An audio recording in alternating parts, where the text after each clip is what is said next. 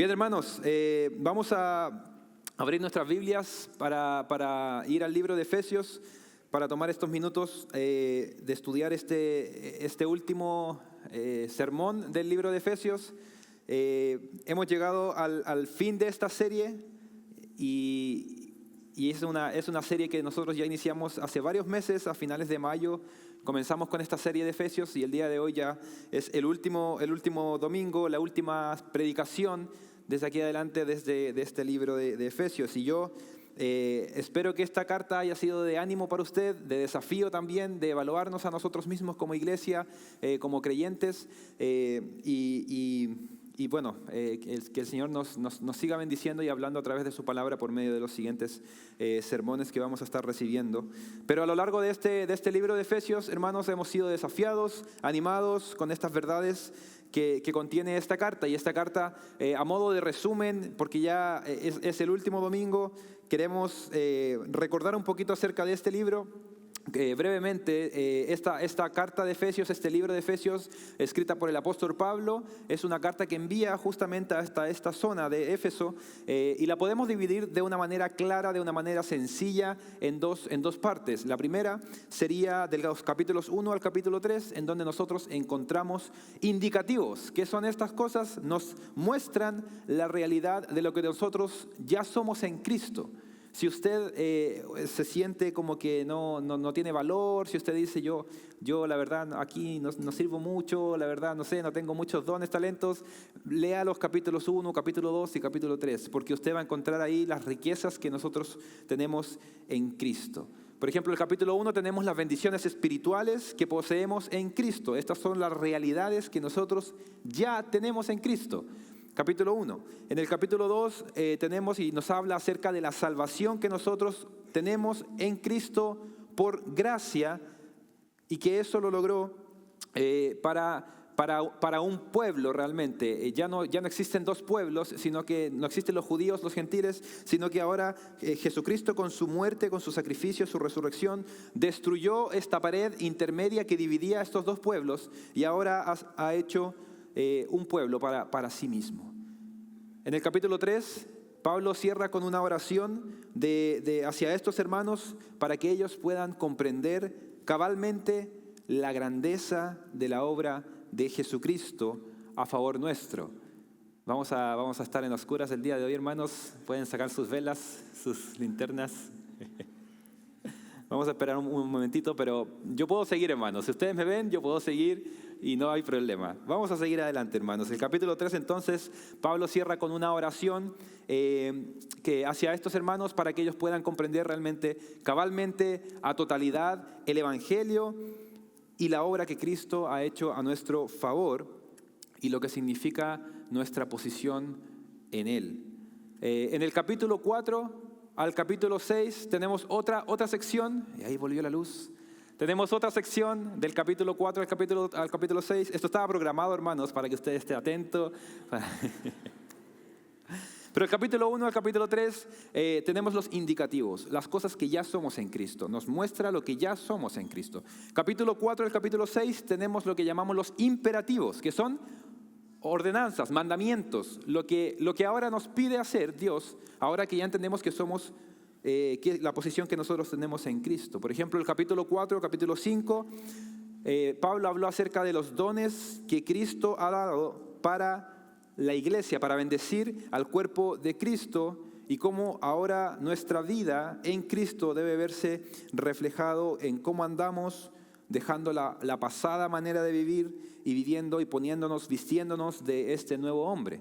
Esas son ordenanzas para nosotros. También vimos al final del capítulo 5 y en todo el capítulo 6 cómo deben ser las relaciones ahora que nosotros estamos en Cristo. Cómo debe amar un esposo a su esposa, cómo una mujer, una esposa debe someterse a su esposo, cómo los padres deben tratar a sus hijos y sus hijos a sus padres, los amos a los siervos, etcétera. Las relaciones que nosotros tenemos ahora, entonces, en esta segunda sección, Pablo nos muestra cómo debemos vivir. Y finalmente, lo que vimos el domingo anterior, el domingo pasado, fue la armadura que nosotros tenemos a nuestra disposición, la armadura de Dios para el creyente. la cual nosotros podemos y debemos realmente vestirnos cada día para poder resistir los ataques del enemigo. Y esa armadura es la que nosotros poseemos ya, que está ahí para nosotros, y podemos y debemos usarla. Así que como ven, hermanos, esta carta, este libro de Efesios posee grandes enseñanzas para el creyente. Nos ofrece, por un lado, doctrina, en el capítulo 1 al capítulo 3, pero por otro lado, aplicación de esa doctrina, capítulo 4 al capítulo 6. Algunos dirían que es una carta teológicamente práctica. Teológicamente, pero también práctica para el creyente. Así que el día de hoy, hermanos, vamos a ver estos últimos versos de esta carta, las palabras finales, como le he puesto a este sermón, del mensaje que Pablo quiere enviarle a estos hermanos. Y nosotros cuando vemos estas palabras, cuando hagamos lectura de estos últimos versículos, nosotros pudiéramos ser tentados a pensar que tienen menor relevancia que el resto de la carta, porque Pablo ya dijo todo lo que tenía que decir, porque Pablo ya expresó todo lo que él tenía que decir, y ahora Pablo simplemente se está despidiendo de estos hermanos. Entonces pudiéramos quitarle relevancia a estos últimos versículos, pero yo le animo que no haga eso. Yo le animo que usted esté atento. ¿Por qué? Porque nosotros creemos que toda la Escritura es inspirada por Dios. Toda la Escritura, incluso estos últimos versículos. Así que si es que creemos que toda la Escritura es inspirada por Dios, entonces creemos que estos versículos también son importantes para el creyente en este libro y por ende entonces merecen nuestra atención. Así que hermanos, les pido por favor que nos pongamos en pie para leer estos versículos, versos del 21 al 24 del libro de Efesios, capítulo 6, para poder ver lo que el Señor tiene para nosotros en esta hora. Dice así, versículo 21. Pero a fin de que también ustedes sepan mi situación y lo que hago, todo se lo hará saber Tíquico, amado hermano y fiel ministro en el Señor, a quien he enviado a ustedes precisamente para esto, para que sepan de nosotros y para que consuele sus corazones. Paz sea a los hermanos y amor con fe de parte de Dios el Padre y del Señor Jesucristo. La gracia sea con todos los que aman a nuestro Señor Jesucristo con amor incorruptible. Podemos tomar asiento, hermanos. Permítanme orar, hermanos, para poder estudiar estos pasajes. Amado Dios, venimos ante ti, ante tu palabra, Señor, con humildad, Señor, y con un espíritu de asombro ante lo que tú nos has permitido ver durante todos estos meses en esta carta de Efesios, Señor. Nuestro deseo es que las enseñanzas aprendidas no queden en el pasado, no queden en la historia de la iglesia, sino que podamos tomar acción, Señor, en nuestra vida, en nuestra iglesia, que podamos cumplir con las palabras que el apóstol nos está mostrando, lo que tú a través del apóstol inspiraste para que nosotros hoy podamos ser bendecidos por ella. Señor, y te rogamos por este día, Padre, que tú hables a nuestros corazones. Necesitamos de ti, Señor. Necesitamos de tu Espíritu que nos guíe. Necesitamos de tu Espíritu que rompa los corazones de las personas que están sin Cristo, de los corazones duros, de los corazones que están desinteresados por tu palabra. Señor, y esa es una obra que ningún predicador puede hacer. Y esa es una obra espiritual. Por eso necesitamos de la ayuda de tu Espíritu para que tú hagas una obra en nuestras vidas. Señor, comenzando conmigo, haz una obra, oh Señor, en nuestra iglesia. Te lo pedimos en el nombre de Jesús. Amén. Amén. Durante la Segunda Guerra Mundial, el pastor y teólogo alemán, que muchos conocerán, Dietrich Bonhoeffer, fue encarcelado por oponerse al régimen nazi, pero también por su fe activa en Jesucristo. Mientras este hombre se encontraba en prisión, escribió muchas cartas llenas de fe, llenas de consuelo y llenas de esperanza, las cuales él dirigía hacia sus familiares, hacia sus amigos, pero también hacia la iglesia. Pero sin embargo, las cartas no podían salir oficialmente desde la cárcel. Los nazis, los censores nazis, las habrían destruido. Así que fue entonces cuando un oficial de la prisión, el sargento Knobloch, simpatizó con Bonhoeffer. Aunque él no compartía su fe completamente, vio en este hombre una integridad y una paz que lo conmovieron.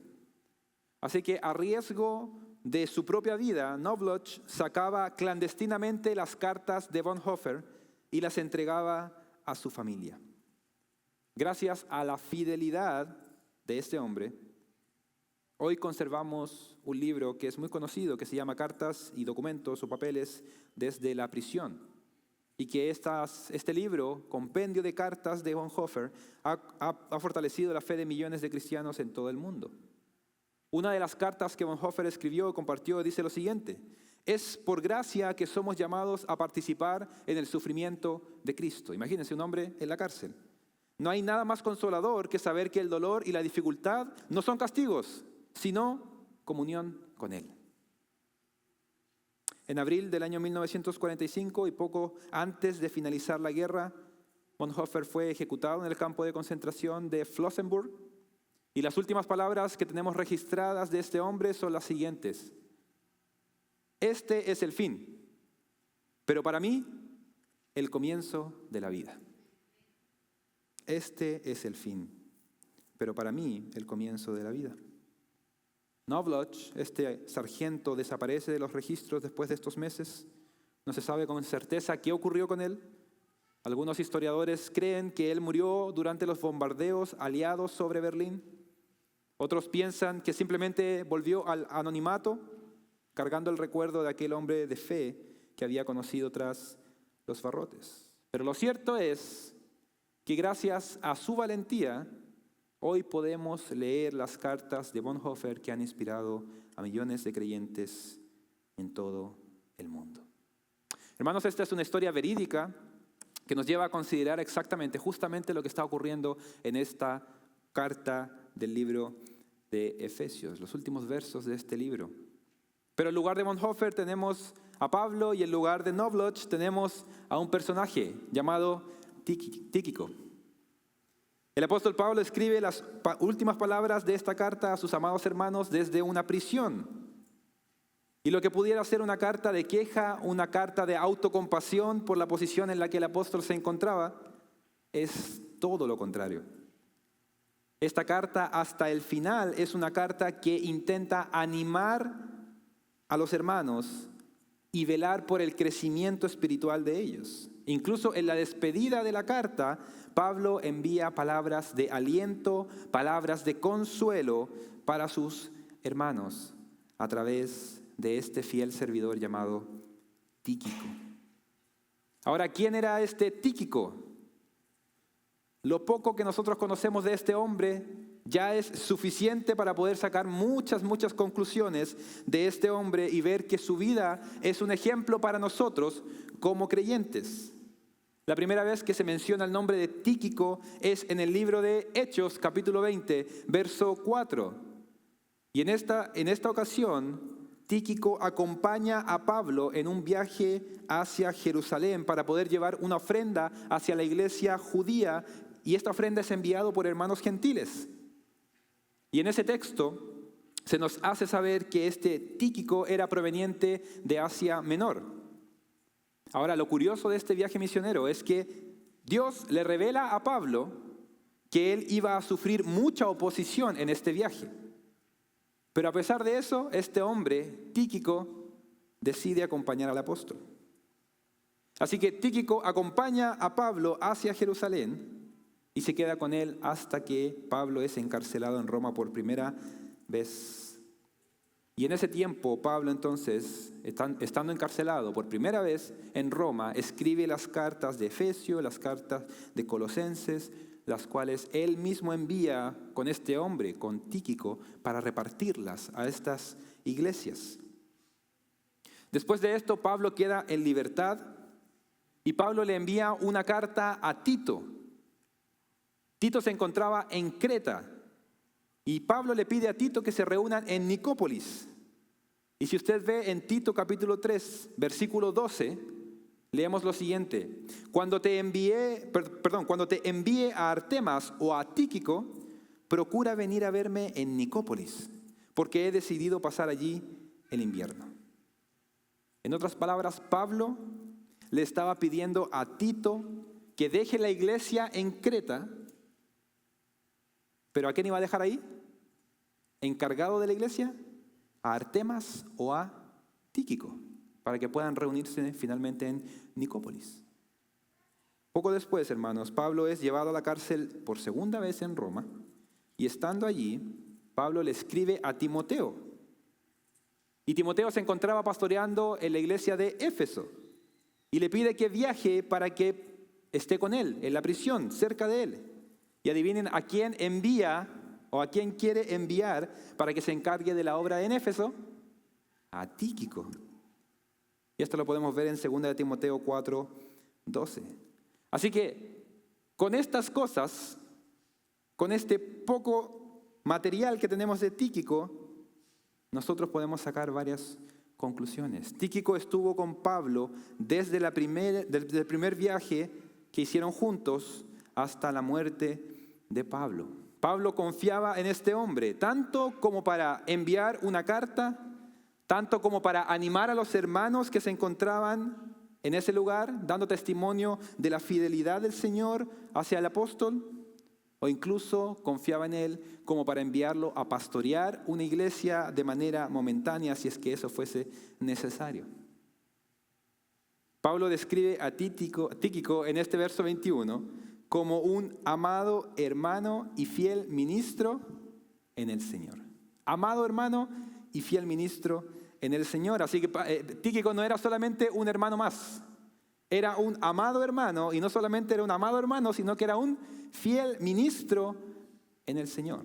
Ahora la palabra ministro se nos viene a la mente y que pensamos en algo prominente, el primer ministro de tal país, pero la palabra ministro es la misma palabra en griego, diáconos, que literalmente significa servidor. Era un servidor.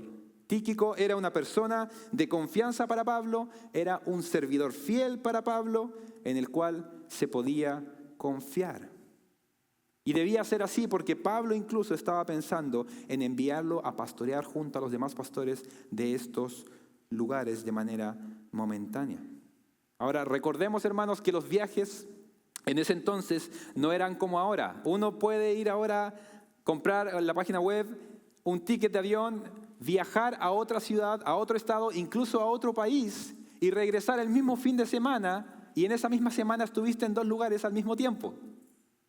Pero en ese entonces los viajes eran de semanas y de meses. Así que si es que Timoteo o Tito dejaran sus iglesias, no iba a ser por un par de días, no iba a ser por un par de semanas, sino que iba a ser por un par de meses.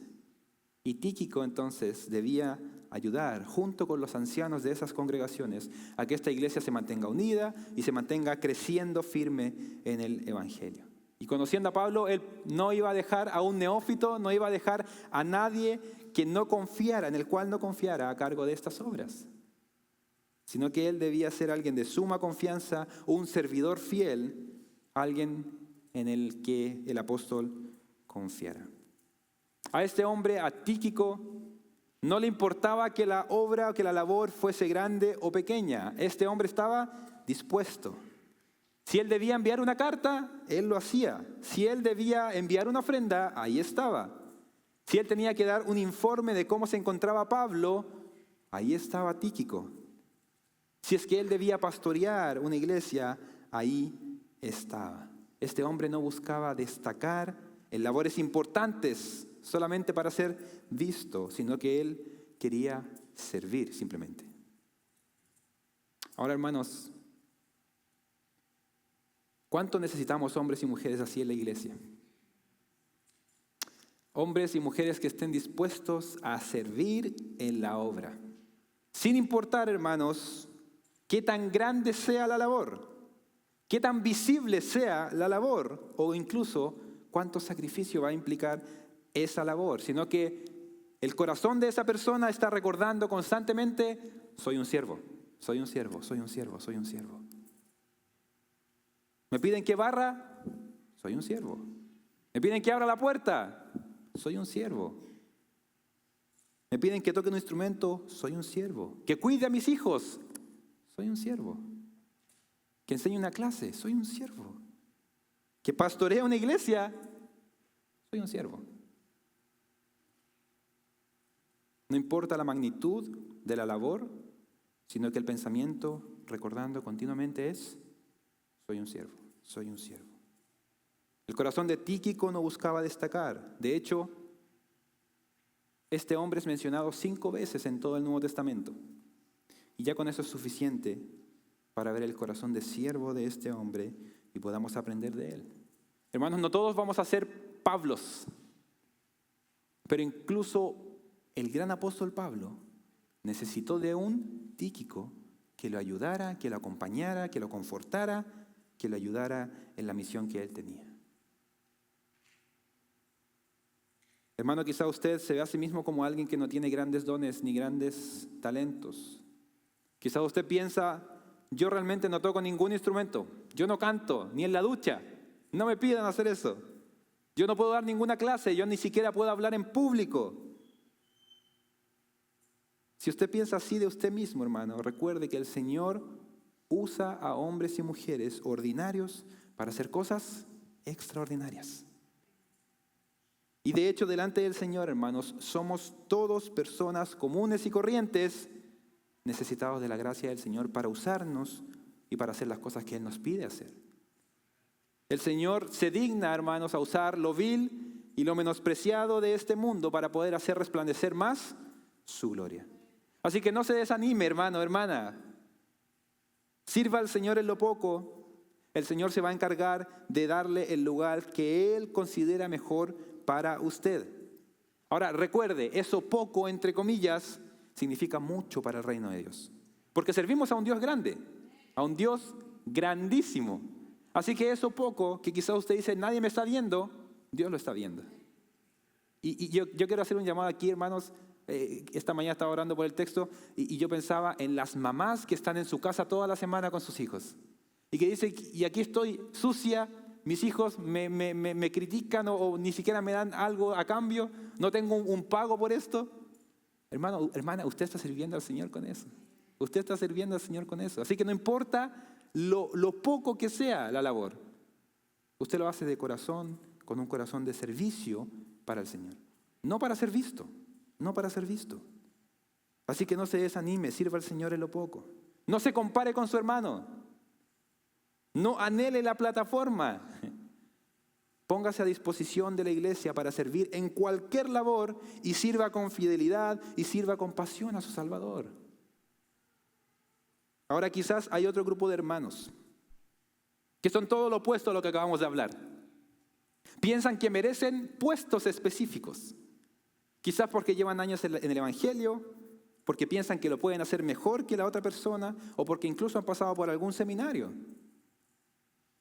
Para esos casos también es necesario recordar el ejemplo de este hombre Tíquico, quien no anheló usurpar a Pablo. Él no llegó hablando mal de Pablo para que él quedase bien y pudiese pastorear alguna iglesia. Él fue un fiel servidor y leal a Dios, pero también a su hermano en la fe.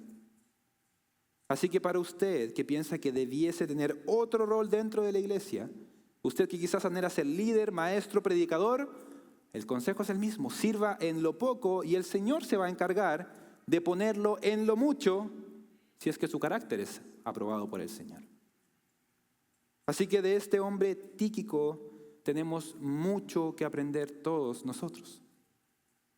Ahora, ¿cuál era la labor de este hombre? ¿Qué es lo que él debía hacer hacia los hermanos de Éfeso? Bueno, él debía llevar la carta y debía animar a los hermanos y consolar sus corazones. Los hermanos en Éfeso habían escuchado y sabían que Pablo se encontraba en prisión. Y por ende, el apóstol también sabía que estos hermanos podían desanimarse, ya que el apóstol Pablo se encontraba ahora preso. Así que por esta razón, Pablo decide enviar a Tíquico para contarle cómo se encontraba él y así poder consolar sus corazones. Ahora, imagínese, hermano, imagínese, el apóstol Pablo, que se encontraba no en un resort, se encontraba en prisión, se encontraba privado de libertad en una situación difícil y aún así preocupándose por animar a sus hermanos en Éfeso. Pablo podría haberse puesto en el papel de víctima. Pablo podría haber solicitado ayuda, que le envíen cosas, que le envíen una ofrenda, que lo vengan a ver. Él podría haberse quejado por el gobierno romano que lo opresó injustamente. Pero en lugar de eso, nosotros hemos leído la carta. El apóstol estaba preocupado porque sus hermanos no se desanimaran. Y de hecho, en esta misma época Pablo escribe el libro de Filipenses, el cual es conocida como la carta del gozo.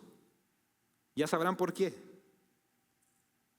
Hermanos, ¿cuánto también debemos aprender del apóstol Pablo en nuestro sufrimiento? Pablo podría haber estado diciendo, pobre de mí, ¿por qué a mí? Si yo sirvo a Dios, hago lo correcto, ¿por qué me pasan cosas malas? Yo debería estar retirado, disfrutando de mi jubilación.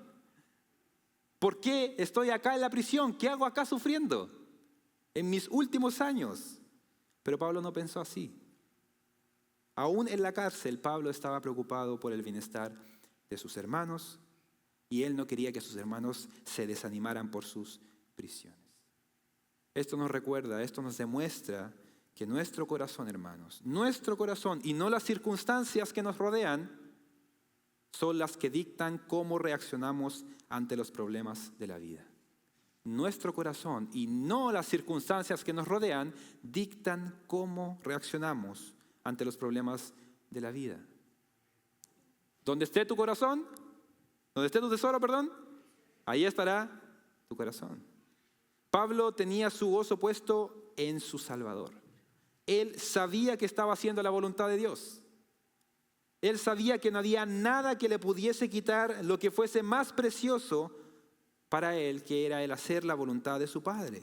Podían encarcelarlo, podían perder todo su dinero, podía perder incluso su vida, pero su joya de gran valor no estaba en ninguna de esas cosas, sino que estaba en agradar y servir a su Señor. Mis hermanos, cuando nuestro corazón se está deleitando en nuestro Señor, nosotros podemos estar en la fosa más horrible. Podemos estar en la peor prisión del mundo, con el peor estado de salud, habiéndolo perdido todo, pero podemos tener gozo porque estamos haciendo la voluntad de nuestro Señor. Porque nuestro tesoro está escondido en Él y nada nos podrá quitar eso. Nos pueden matar incluso, pero nuestro gozo, nuestra joya está escondida en Él. Así lo vivió Pablo. Y Pablo animaba a estos hermanos, esperaba que estos hermanos fuesen animados por el reporte de este hombre Tíquico en estos hermanos en Éfeso. Pero Pablo también cierra con unas palabras de bendición sobre estos hermanos en los versos 23 y 24. Lo voy a leer nuevamente. Dice el verso 23, paz sea a los hermanos y amor con fe de parte de Dios el Padre y del Señor Jesucristo. La gracia sea con todos los que aman a nuestro Señor Jesucristo con amor incorruptible. Pablo acá expresa una bendición sobre estos hermanos utilizando tres palabras: la paz, el amor y la fe. Y como vamos a ver, estas tres palabras están conectadas, están relacionadas unas con la otra. La paz que Pablo desea era un saludo muy común, muy tradicional entre los judíos. Pero la paz de la cual Pablo está hablando no era un simple deseo de que la otra persona no tuviera problemas. Era algo más profundo de lo cual el apóstol estaba deseando acá. La paz es un tema que se repite en todo el libro de Efesios.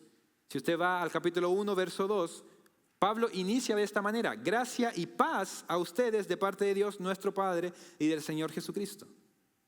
El capítulo 2, verso 14 dice que Cristo es nuestra paz, que de ambos pueblos hizo uno, derribando la pared intermedia de separación. Capítulo 4, verso 3 nos ordena que debemos ser solícitos en guardar la unidad del Espíritu en el vínculo de la paz. Y en el capítulo 6, 15, hablando de la armadura que el creyente tiene, Pablo nos dice que debemos calzarnos los pies con el apresto del Evangelio de la paz. Así que la paz es un tema que Pablo repasa durante todo el libro de Efesios. Esa es la paz que viene de haber sido reconciliado con Dios por medio de la obra de Cristo en la cruz a favor de nosotros. Porque recuerda, hermano, antes éramos enemigos de Dios por causa de nuestro pecado,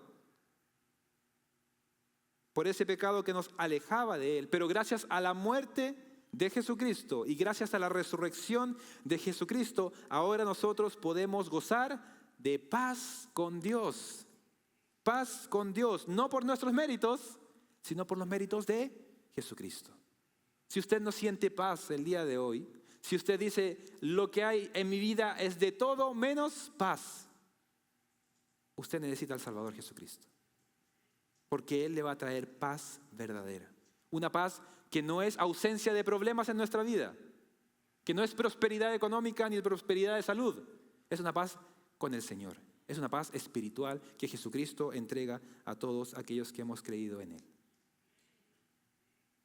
Y ahora que nosotros nos hemos arrepentido de nuestro pecado, ahora que nosotros hemos corrido a abrazar a nuestro Salvador que murió por nosotros, somos llamados sus hijos, y como sus hijos nosotros somos llamados a pertenecer a un pueblo, la iglesia local, y estando en esta iglesia, dice Pablo que somos llamados a guardar la unidad de la fe en el vínculo de la paz, la unidad del Espíritu en el vínculo de la paz.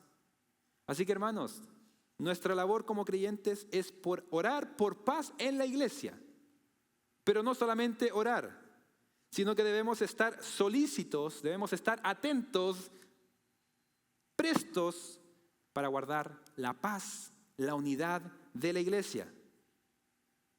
Esto quiere decir, hermanos, que si un hermano viene con un chisme para hablarme de otro hermano, rápidamente interrumpo esa conversación y lo exhorto a que se arrepienta, lo animo a que se arrepienta.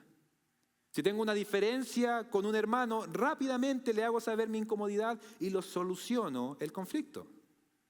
Si es que hay alguien que viene con una crítica que no edifica, sino que solamente destruye, debo detenerlo. Porque, hermanos, así como fuimos reconciliados con Dios y tenemos paz para con Dios, somos llamados ahora a velar por la paz de Dios en medio de nosotros, en medio de la iglesia. Debemos resguardar la paz dentro de la iglesia. Así que Pablo le está diciendo, paz sea a los hermanos, aquellos que han sido reconciliados con Dios y que buscan la paz y guardan la paz, velan por la paz. La segunda palabra que Pablo usa es la palabra amor. Y la paz y el amor están conectados. La paz va a producir amor con los hermanos. Fíjense que el amor y la fe también están conectados. Pablo dice, paz sea a los hermanos y amor con fe. Estas tres palabras están conectadas. La fe y el amor tampoco se pueden desconectar. Si es que tú dices que crees en Jesucristo, si tú dices que Cristo te rescató, que Cristo te salvó por gracia, si tú sabes que eres perdonado por Él, entonces vas a amar a tu hermano. Entonces vas a velar por la paz de la iglesia. Porque Jesucristo también compró con el mismo precio con el que te compró a ti, a tu hermano. Él merece tu amor porque ambos fueron receptores de la misma gracia. Y por eso decimos que la fe es individual, pero no para vivir vidas individualistas. En otras palabras, fuimos salvados de manera personal, pero no para vivir vidas aisladas del resto. Hermanos, el día de ayer nosotros celebramos la herencia hispana. Un hermoso tiempo de comunión, un hermoso tiempo de amor aquí en la iglesia.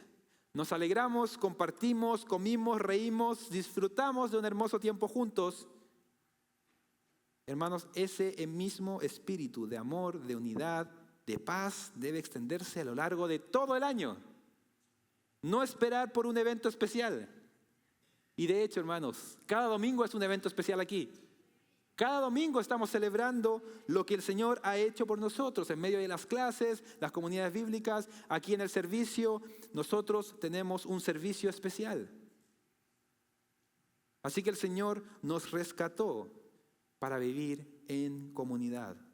Y para que estando en comunidad nosotros podamos demostrar la paz, el amor y la fe aquí entre medio de nosotros, aquí en la iglesia, entre los hermanos.